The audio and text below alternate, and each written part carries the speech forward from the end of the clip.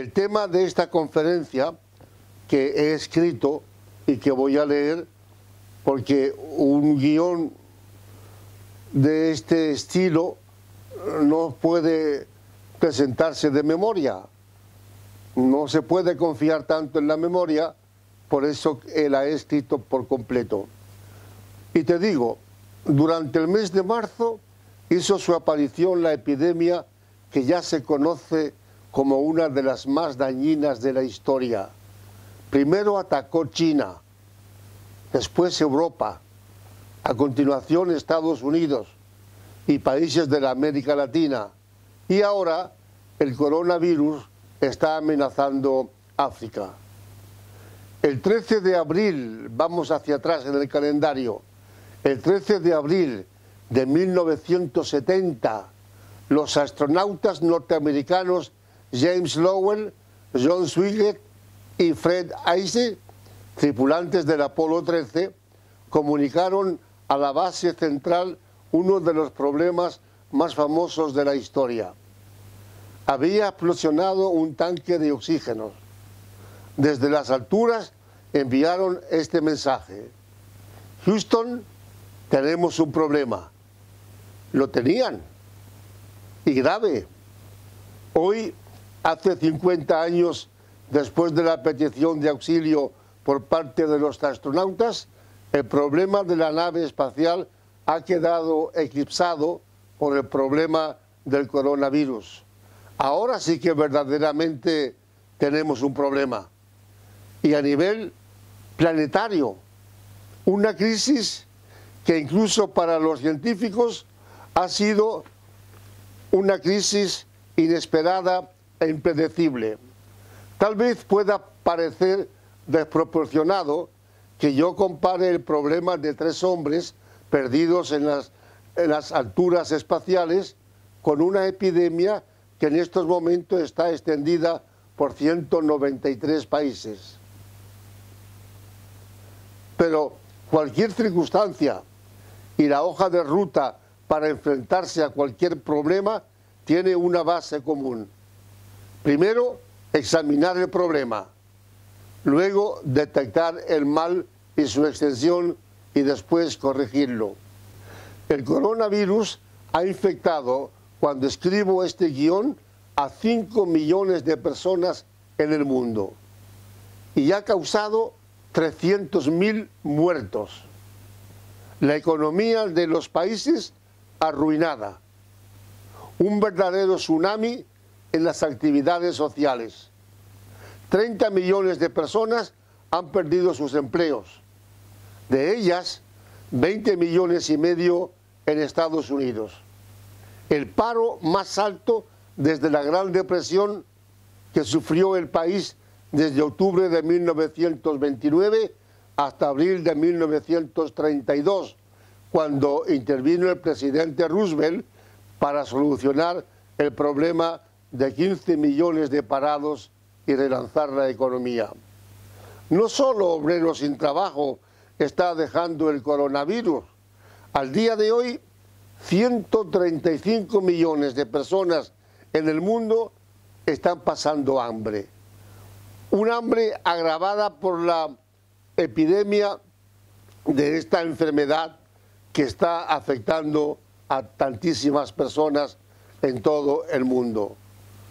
Por otro lado, escuelas primarias, institutos y universidades están sin clases.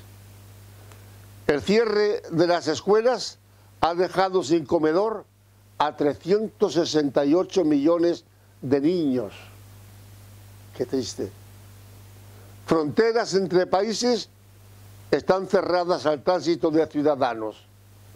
Personal sanitario, médicos, enfermeros, enfermeras y otros han sido contagiados cuando atendían a enfermos de la epidemia. En España, solo en España, los sanitarios suman un total de 49.000 personas. Además, hay también 46.000 personas mayores, llamadas de la tercera edad, que han sido contagiadas. Y de este número han muerto solitarios 16.000 hombres y mujeres. Por otro lado, todas las actividades deportivas están paralizadas. Museos, teatros, cines cerrados. Parques y jardines prohibidos. El coronavirus ha venido a demostrar lo vulnerables que somos los seres humanos. ¿Te has dado cuenta de esto? En cualquier momento de nuestra vida podemos ser agredidos.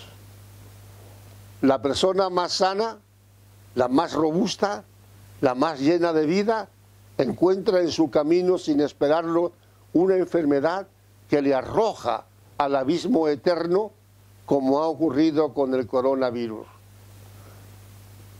Es curioso, una pequeña pelotita de unas 70 millonésimas de milímetro ha obligado a miles de millones de personas a esconderse en sus casas. Difícil de creer, pero tan cierto como la sangre que corre por nuestras venas cuando estamos vivos. ¿Qué año, te pregunto, qué año tenemos seguros de estar vivos? Y no digo años. ¿Qué mes del año? ¿Qué semana del mes? ¿Qué día de la semana? ¿Qué hora del día? ¿Qué instante de cada hora puede asegurarnos nuestra permanencia en la Tierra? El doctor Antonio Zapatero, director del hospital médico que fue montado de urgencia en el IFEMA de Madrid para atender a enfermos por la epidemia, dijo: este virus nos ha recordado que somos vulnerables, que este tipo de pandemias pueden llegar y literalmente atropellarnos. Otro médico, director de un hospital en Bérgamo, Lombardía, la región más rica de Italia, declaró a la prensa que ellos nunca pensaban que algo como lo que ha ocurrido con el coronavirus podía suceder en la realidad. Pero amigas y amigos, hermanas y hermanos, sucedió. Está sucediendo. Nos está enseñando a todos que somos seres diminutos, vulnerables. Un microbio solo pequeñito ha logrado tumbar a hombres y mujeres con mucho poder en la tierra. ¿De dónde ha venido esa insignificante pelotita? El virus que está matando a miles de personas en el mundo. Según el presidente de los Estados Unidos, Donald Trump, el virus fue producido en laboratorios de Wuhan, primera ciudad china donde se detectó. Naturalmente China contestó y lanzó otra teoría, una teoría curiosa. China dijo que el presidente de la Comisión de Salud del gigante asiático había pronunciado una declaración afirmando que con motivos, escúchame bien, la versión china, con motivo de los 8º Juegos Mundiales Militares celebrados en Wuhan en octubre del 2019, Estados Unidos envió a un periodista inoculado con el virus con la intención de infectar a los chinos. Lo que nunca dijo el alto representante de salud de China es de dónde procedía el virus que el periodista llevaba en su cuerpo.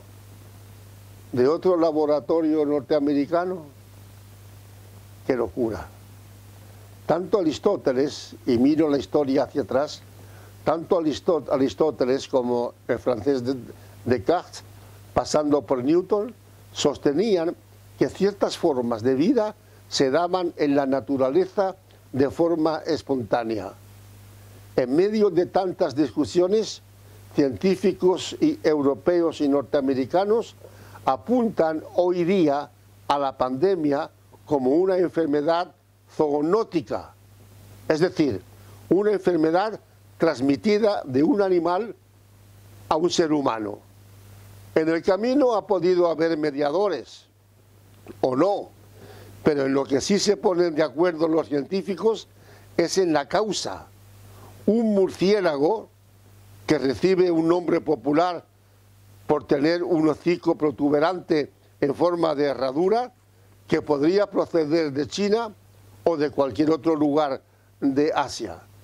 Esta es la teoría más aceptada actualmente, que el coronavirus vino de un murciélago. Si bien los mismos científicos advierten que no hay una teoría estable al 100%. Las teorías científicas pueden ser superadas por las siguientes. En 1947, el filósofo francés Alberto Camus, hijo de padre francés y de madre española, dirigió una exhortación a los médicos que atendían a enfermos de la peste. En aquel escrito, el filósofo francés se refería a la religión vieja y decía: aunque esa religión procediera del cielo, deberíamos afirmar que el cielo es injusto. Esta frase ha sido utilizada para decir que Camus culpaba a Dios de los males de la epidemia. Negativo, negativo en grado sumo. Me he leído toda la obra de Alberto Camus. Camus abandonó desde joven la religión católica, una religión que profesaba su madre española, pero siempre se mantuvo cerca de Dios. En esa carta de Camus a los médicos no les dice que Dios es injusto, dice que injusta es la religión, algo muy distinto. Dios no es injusto, no lo es. Dios es la solución a todos nuestros problemas. Cuando en 1940 la tragedia se cernía sobre Inglaterra, el rey Jorge VI escribió esta frase que te voy a leer al pueblo atribulado. El rey Jorge VI dijo: dije al anciano que cuidaba la puerta del año nuevo: dame, te pido, un camino y una luz para el camino. Y el anciano que cuidaba la puerta del año nuevo me respondió: pon tu mano sobre la mano de Dios y el Señor será para ti mejor que el camino y más que una luz para ese camino. Dios, siempre Dios. ¿Qué papel ha jugado Dios en la implantación global del coronavirus, si es que ha jugado papel alguno? Se han escrito muchas barbaridades al respecto. El actual presidente de Nicaragua, Daniel Ortega, entre otros, ha dicho que el coronavirus es un castigo de Dios. ¡Qué ignorante! Dios no castiga a personas de 190 países, incluyendo niños, seres inocentes, mujeres, hombres que le adoran y que han puesto su confianza en Él, a los que también ha enterrado el coronavirus. Los que no admiten la existencia de otra vida son los que propagan la idea de que Dios castiga en esta. Y no es así. Amigos, no es así. Dios no castiga a individuos que lo merecen. Dios no castiga a las naciones. Dios castiga al culpable. La última guerra mundial dejó 60 millones de muertos. Aunque en el conflicto participaron varias naciones, fue Hitler quien encendió el fuego del incendio. ¿Castigó Dios a Alemania por haber provocado aquella catástrofe mundial? ¿La castigó? ocurrió lo contrario. El país que perdió la guerra pronto superó en economía, en industria y en justicia social a países que la habían ganado. Aquellos 60 millones de personas asesinadas durante la guerra mundial, ¿tú crees que fue un castigo de Dios? ¿O fue consecuencia de la ambición y de la locura humana? A propósito de los castigos divinos, la vida y la muerte de un pastor evangélico dio pie en Estados Unidos a la prensa para hacer de él alguna burla. El pastor se llamaba, ya no se llama, se llamaba Gerald Glenn. Era pastor de la iglesia pentecostal New Deliverance en Chesterton, Virginia. Y el domingo 12 de octubre se dirigió a los asistentes al culto que estaban congregados allí, diciéndoles que la epidemia de coronavirus la había enviado Dios como castigo a la maldad del mundo. 2 semanas después, él mismo murió de coronavirus. ¿También fue un castigo de Dios a un pastor evangélico? Lo he repetido varias veces en este vídeo. Dios no castiga por medio de epidemias o catástrofes mundiales a millones de criaturas humanas. Si fuera así, amigos, si Dios castigara, entonces quedaríamos muy pocos vivos en la tierra, porque somos malos. Lo que se conoce como la epidemia más devastadora de la historia moderna inició su carrera de muerte en los primeros meses de este año 2020. El desastre se ha cebado principalmente en grandes ciudades de Asia, Europa y América. El dolor ha producido escenas desgarradoras, madres llorando a sus hijos, hijos llorando a sus padres, más cadáveres de los que las funerarias podían atender, ataúdes de cartón porque faltaba tiempo en Nueva York para construirlos de madera, familias llorando porque no se les permitía decir el último adiós a sus seres queridos, cementerios sin espacio para enterrar a tantos muertos, cadáveres que eran llevados solitarios a crematorios de otras ciudades porque las ciudades locales no daban abasto para incinerar tanta carne muerta.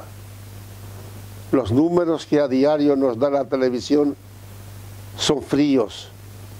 Los números siempre han sido fríos, impersonales, carentes de sentimiento.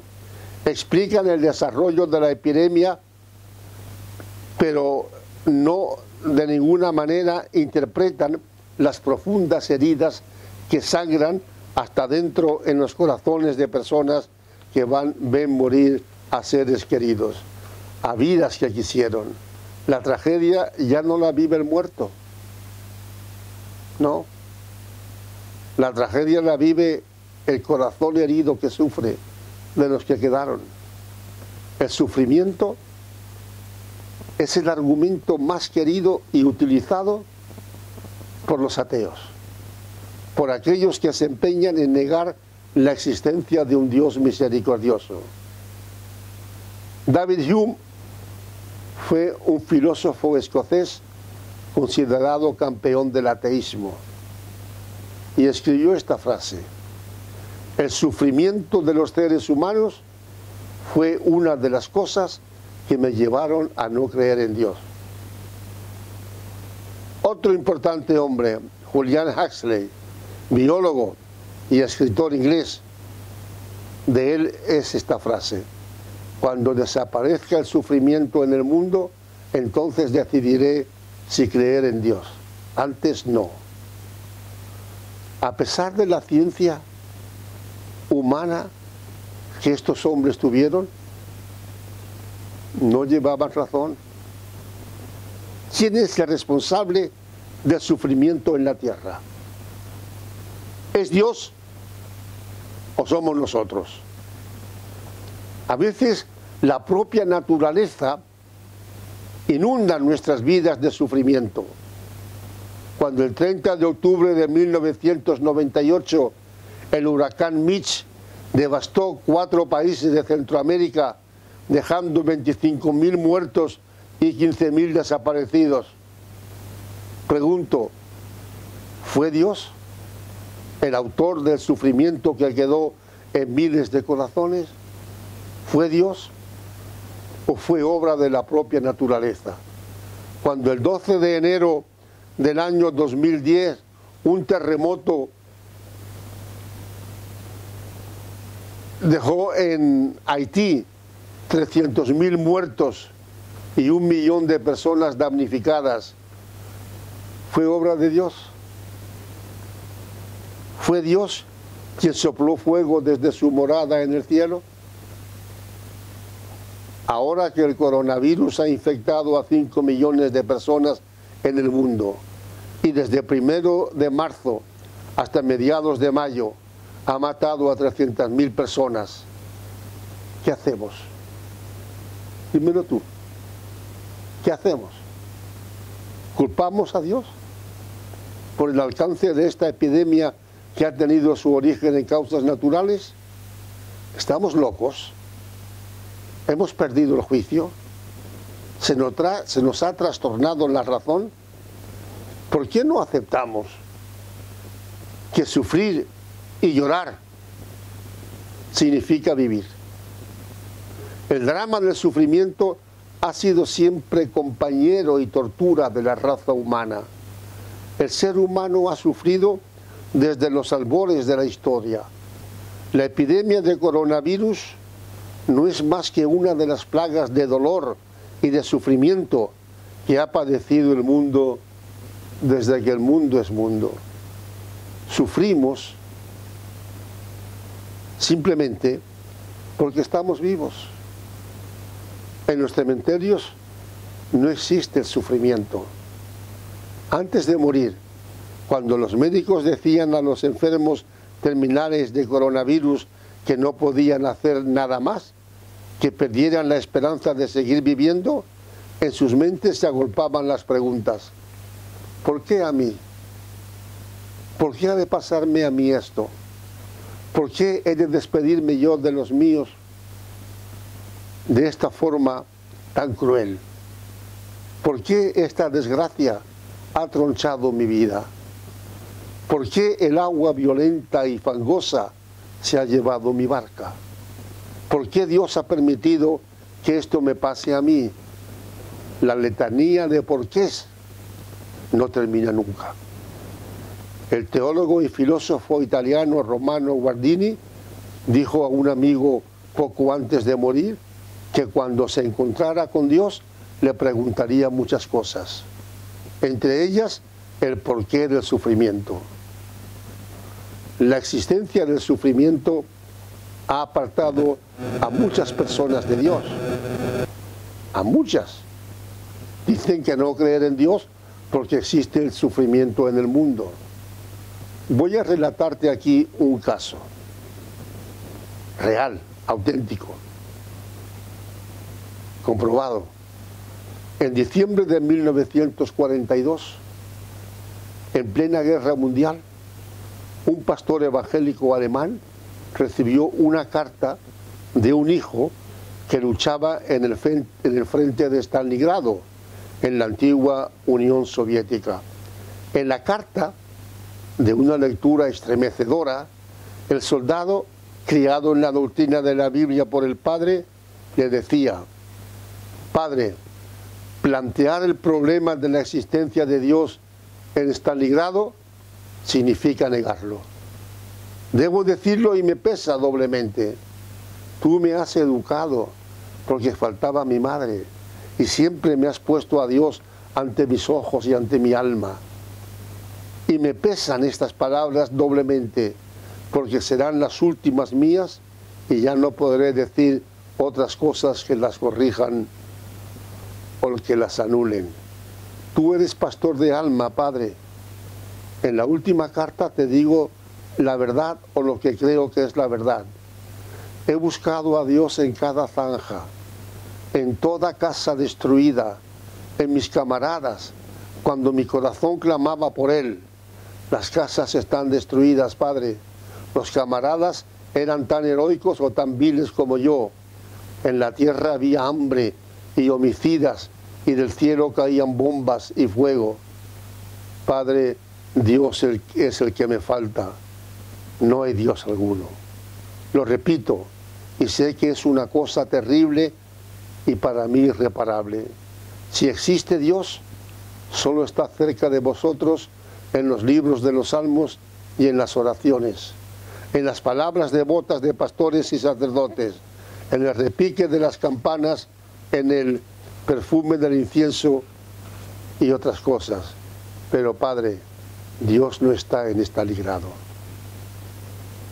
La carta de este soldado alemán a su padre emociona, conmociona, pero el planteamiento, el argumento de fondo no se sostiene.